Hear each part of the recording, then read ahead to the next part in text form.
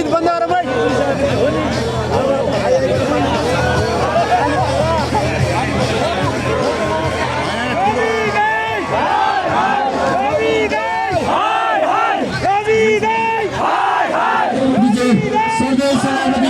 आगमन भइसकेको छ सम्पूर्ण साथीहरूले आफ्नो आफ्नो गोमाईको आगमन गरेर स्वागत गरिदिनु होला ताली बजाएर स्वागत गरिदिनु होला सम्पूर्ण साथीहरूलाई सदस्य सभापति रवि लामिछानेको आगमन भइसकेको छ पर्वमा तालीले स्वागत गरिदिनु होला रवि दाइ रवि दाइ रवि दाइ रवि दाइ रवि दाइ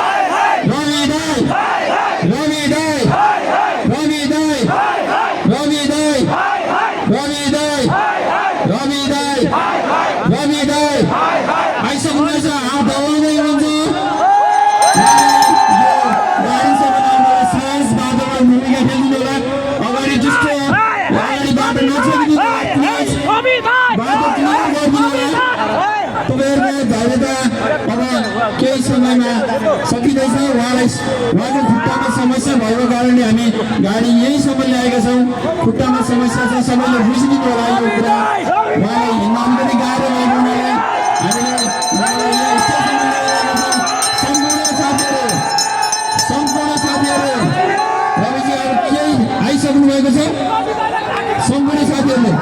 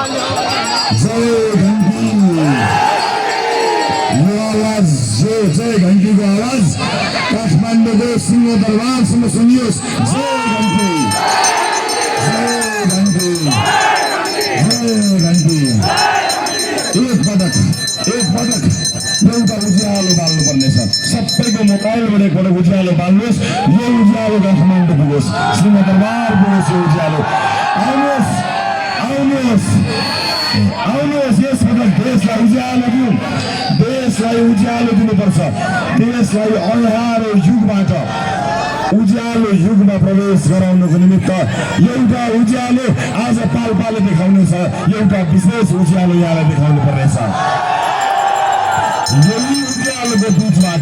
यही उज्यालोको बीचबाट एउटा होनहार डाक्टर माधव थापालाई हामी संघीय संसदमा लिएर जानेछौँ एउटा मान्छेलाई संसदमा लिएर जानेछौँ। यस पटक फागुन 21 गते मतदान होइन, क्रान्ति गर्ने हो, क्रान्ति, मत क्रान्ति। हाम्रा घाउहरू छन्, त्यो सबै घाउको मलम 21 गते मतपत्रमा हान्ने हो। त्यस पछाडि यो देशका व्यथिति र विसङ्गतिहरूलाई एकै पटक समाप्त गर्नको निमित्त स्थायी सरकारका लागि नेपाली जनताले इतिहास लेख्ने हो, इतिहास। यो देशमा आजसम्म कयौं चुनाव भए, कयौं पार्टी आए, कयौं नेता आए, कयौंले चुनाव जिते, तर कहिल्यै देशले जितेन। यस पटक देशले जित्छ, जनताले जित्छन्। उपस्थित आमा बुवा दाजुभाइ दिदीबहिनीहरू, म एउटा कुरा सम्झन चाहन्छु आफूलाई। मलाई दुःख परेका बेलामा, मलाई आपत परेका बेलामा, म काल कोठरीमा बसेका बेलामा तपाईँले आँखाबाट आँसु बगाएको मैले बिर्सेको छैन। मलाई अन्याय भयो भन्दा हस्ताक्षर गरेर बुझाउनु भएको मैले बिर्सेको छैन।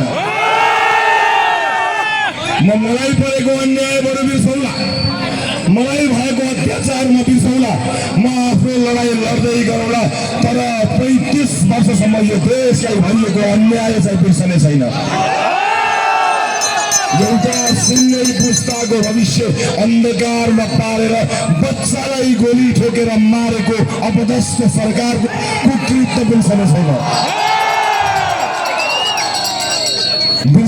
हामी घरबाट युवाहरूलाई रुँदै खाडीमा बगाएको, आँसु चुहाएर गएको छोरोले खाडीमा पसिना बगाएको बिर्सने छैनौँ।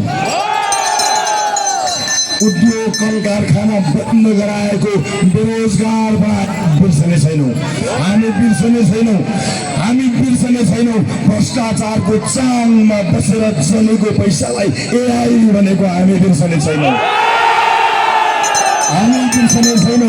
जनताले सर्वाधिक मत दिएर पठाएको जनप्रतिनिधिलाई सूचना पासेर संसदबाट गलहत्याएको हामी बिर्सने छैनौँ।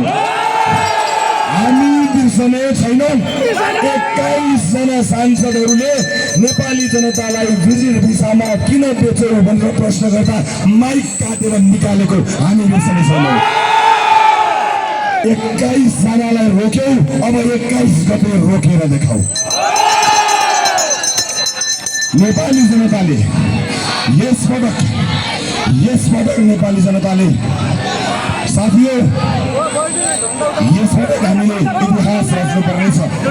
यस देशको भविष्यको चिन्ता लिनुपर्नेछ। म तपाईँहरूलाई स्पष्ट पार्न चाहन्छु, यस देशको